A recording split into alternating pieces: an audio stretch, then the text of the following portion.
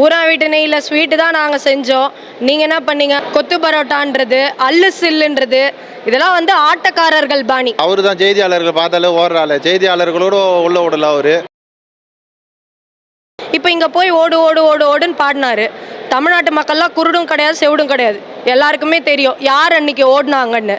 ஓடினவங்களுக்கு மக்கள் அடுத்து வாய்ப்பு கிடைக்கும் போது சரியான பதிலடி கொடுப்பாங்க. ஓடினது அவர் வந்து வேட்டைக்காரன் பாட்டு பாடுறாரு. ஆனால் அவர் தான் ஓட்டக்காரனாக இருந்து அன்றைக்கி ஓடி போனார். அதுக்கான எல்லா வீடியோஸுமே இன்றைக்கி வரைக்கும் சோஷியல் மீடியாவில் இருக்குது. அது ஒன்றும் ரொம்ப நாளைக்கு முன்னாடி நடக்கலை.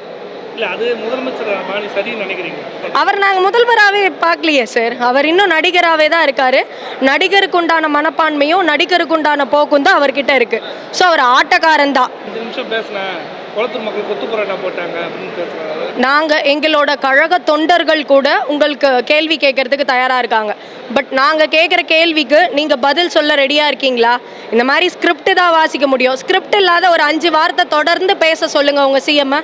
கொத்து பரோட்டான்ற வார்த்தைலாம் எப்படி? அது கொத்து பரோட்டான்றது, அல்லு சில்லுன்றது, இதெல்லாம் வந்து ஆட்டக்காரர்கள் பாணி. வச்சு செய்யணும். அதே மாதிரி வச்சு செய்வாங்க தமிழ்நாட்டு மக்கள். நீங்கள் சொல்கிறீங்க, அவங்க செய்வாங்க. கவர்மெண்ட் வேலைலாம் கொடுத்தாங்கல்ல, அது பாதிக்கப்பட்ட மக்களுக்கு. ஊரா வீட்டு நெய்யில் ஸ்வீட்டு தான் நாங்கள் செஞ்சோம். நீங்கள் என்ன பண்ணீங்க? முறுக்கு சுட்டிங்க, வடை சுட்டிங்க, அல்வா கிண்டி தமிழ்நாடு ஃபுல்லாக கொடுத்துட்டுருக்கீங்க. ஊரா வீட்டு நெய்யில் தான் எல்லாமே திமுக உருவாக்குன ஸ்கீம் தான். அதுக்கு ஸ்டிக்கர் ஓட்டிட்டு இருக்கீங்க. அப்போ இதெல்லாம் ஊரா வீட்டு நெய் இல்லாத உங்கள் வீட்டிலேருந்து செஞ்சு எடுத்துன்னு வந்த நெய்யா? தனிப்பட்ட வாழ்க்கையிலேயே ஊரா வீட்டு நெய்யில் தான் உங்கள் வண்டி ஓடுதுன்னு ஊருக்கே தெரியும். அதை பற்றி நான் பேச விரும்பலை. இந்த வேலை கொடுத்தாங்களே, அது நீங்கள் எப்படி பார்க்குறீங்க? அந்த அரசு வேலை டிஎன்பிஎஸ்சி அப்படின்ற ஒரு தேர்வு எழுதி, அதை தேர்வில் நான் செலக்ட் ஆகி அரசு வேலைக்கு போய் தான் கல்யாணம் பண்ணிக்குவேன்னு சொல்லி 30 வயசில் ஆரம்பித்து இன்றைக்கி 37 வயசு வரைக்கும் தேர்வு எழுதிட்டு இருக்காங்க. வேலை கிடைக்காம இருக்காங்க. பட் ஆனால் அவங்களுக்கெல்லாம் எந்த நியாயமான தீர்வும் கிடைக்கப்படலை. இன்னும் சொல்லணுன்னா சாத்தான்குளம் விஷயத்துக்காக அவங்க குடும்பத்துக்கு கொடுத்துருக்கலாம். அதே மாதிரி தூத்துக்குடி விஷயத்தில் கொடுத்தாங்க. அது குண்டிப்பட்டு வந்ததுனால அவங்க குடும்பத்துக்கு கொடுத்தாங்க. அது நியாயமான விஷயம். இந்த மாதிரியான விஷயங்களுக்கெல்லாம் தொடர்ந்து பண்ணிட்டு இருக்கும்போது 41 பேரோட வேலையை பிடுங்கி தான் இவங்களுக்கு கொடுத்துருக்காங்க. அப்போது எக்ஸாமுக்காக உண்மையாக படிச்சுட்டு இருக்கவனோட நிலமெல்லாம் என்ன? அப்போ வீட்டுக்கு செத்துட்டா இனிமேல் வீட்டுக்கு ஒரு அரசு வேலை கொடுத்துருவீங்களா? அது இல்லாமல் கவர்மெண்ட் ரூலிங் கவர்மெண்ட்டாக டிஎம்கே இருக்கும்போது அந்த குடும்பத்துக்கு 10 லட்சம் ரூபாய் கொடுத்தாங்க. அப்போ விஜய் அவர்கள் வந்து 20 லட்சம் ரூபாய் கொடுத்தார். மொத்தம் அந்த குடும்பம் 30 லட்சம் ரூபாய் கவர்மெண்ட்டால் பயனடைஞ்சிருக்கு. இருந்த பட்சத்துலையும் மேலும் மேலும் நீங்கள் இந்த மாதிரி பண்ணுறது, அங்கே இடைத்தேர்தல் வரப்போகுது. அதுக்காக நீங்கள் பிரச்சாரத்துக்கு தான் போயிருக்கீங்க. மறுபடியும் நீங்கள் எந்த உண்மையையும் யாருக்கும் சொல்லலை. உண்மை உங்ககிட்ட இருந்தால் தான் சொல்ல முடியும். இப்போ இந்த மாதிரி லஞ்சம் இதில் கிடையாது, நான் ஊழலை ஒழிச்சிட்டேன் அப்படிலாம் பேசியிருக்காரு. லஞ்சம் வந்து ஆஃபீஸர்ஸ் வாங்குறது இல்லை, ஆனால் இவங்க கட்சிக்காரங்க வாங்கிட்டு தான் இருக்காங்க. லஞ்சம் வாங்கினா என்கிட்ட சொல்லுங்கன்றாங்க. ஆனால் லஞ்சம் வாங்க சொல்கிறதே விஜய் தான். நீங்கள் கொடுங்க, முதல்வர் தான் வாங்க சொல்கிறாருன்னு சொல்லி தான் வாங்குறாங்க. கரூர் கம்பெனி ஓனர் ஓடிட்டாரு. கரூரில் அன்னைக்கு யார் நின்னாங்க, யார் ஓடினாங்கன்றது உலகத்துக்கே தெரியும். இது வேர்ல்டு வைடு திங்காக போயிடுச்சு. இப்போது அன்னைக்கு யார் ஓடினாங்க, யார் வந்து நின்னாங்க அப்படின்றது உலகத்துக்கே தெரியும். அவர் ஓடணுன்ற அவசியம் இல்லை. ஓடினவரே தப்பு பண்ணிட்டு இவர் தான் ஓடினார். ஆனால் அன்னைக்கு திரு செந்தில் பாலாஜி அவர்கள் தான் மொத்தத்தையுமே நின்று பார்த்துக்கிட்டார். ஸோ ஓடினது தான் விஜய், நின்னது கரூர் மாவட்ட செயலாளர் எம்எல்ஏவாக இருந்த அமைச்சராக இருந்த செந்தில் பாலாஜி அவர்கள் தான். பிரச்சாரப்போ வந்து ஒருத்தர் வந்து போலீஸ்கார கையை கடிச்சிட்டாரு. எவ்வளோ நல்லவங்களாக இருந்தாலும் வந்து ஒரு பழமொழி சொல்லுவாங்க. ஆக்சுவலாக சேர்ற இடம் சரியாக இருந்தால் தான் சேர்றவங்க சரியாக இருப்பாங்க. போய் சேரும்போது சரியாக தான் இருக்காங்க. அப்புறம் சேர்ற இடம் சரியில்லாததுனால இந்த மாதிரி மாறிடுறாங்க. என்ன பண்ணுறது? யாரோட பழகுறாங்களோ அவங்கள மாதிரி தானே இருப்பாங்க. அண்ணன் திரும்ப சொல்கிறது திமுகவும் தாவேகாவும் இந்தியா கூட்டணியில் வரணும். அவர் மேலே எல்லாருக்குமே தனிப்பட்ட முறையிலையும் சரி, இளைஞர்களிடத்துலையும் சரி ஒரு பெரிய எதிர்பார்ப்பு இருக்குது. அவர் ஒரு கொள்கை போராளியாக எடுத்துக்காட்டாக நினச்சிட்டு இருக்கவங்கெல்லாம் நிறைய பேர் இருக்காங்க.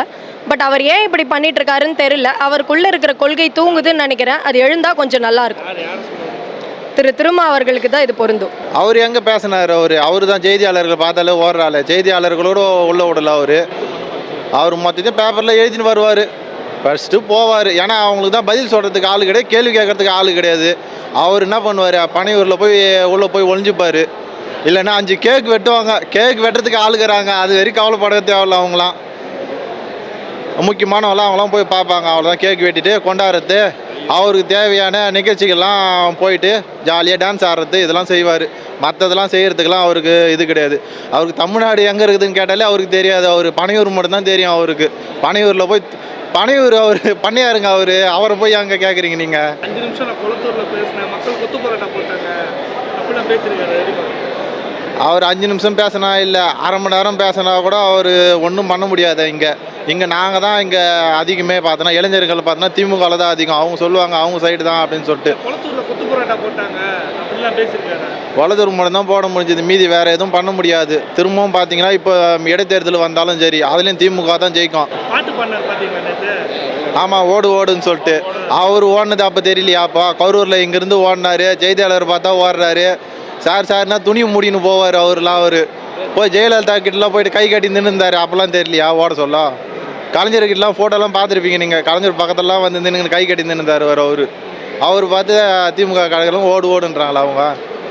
எது பார்த்தாலும் என்ன டேஷுக்குன்னு சொல்லி மேடையில பேசுறாரு, அதெல்லாம் எப்படி பார்க்குறீங்க? அது அநாகரிகமான பேச்சு. முதல்வர்னா எப்படி இருக்கணும், தமிழ்நாட்டை எப்படி காப்பாற்றணும், அதற்கான உரிமைகளை எப்படி நம்ம போராடணும் அப்படின்னு சொல்லிட்டு தான் நம்ம அதுக்காக தான் பார்க்கணுமே தவிர, இது எப்படி சொல்கிறது, சின்ன குழந்தைங்க பேசுகிற பேச்சு அதெல்லாம்.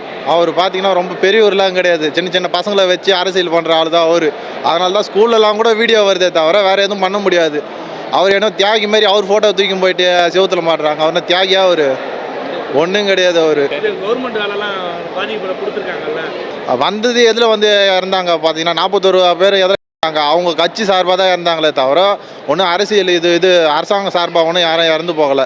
அரசாங்க சார்பாக படிச்சுட்டு எத்தனை பேர் இருக்காங்க, அவங்களுக்கான வேலை தானே பறி போகுது. இது வருஷம் 5 வருஷம் 6 வருஷம் படித்து அந்த வேலையை வாங்கி கஷ்டப்படுறவங்க இவங்க சும்மாவே எடுத்துன்னு போயிட்டு கொடுக்குறாங்க. இது அவர் சொன்னார். அவர்